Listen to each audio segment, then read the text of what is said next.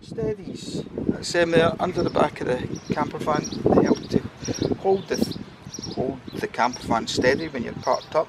You don't get that wobble from the suspension. So to release it, there's a handle, and it'll either be on this side or around the back, and you just push it in.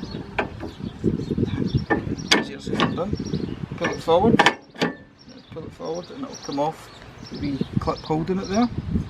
And then let it fall. And then all you do, push the handle down to the ground, that's your 19mm spanner, and just turn it, and it should just lift that van up a wee bit, and that's it, solid.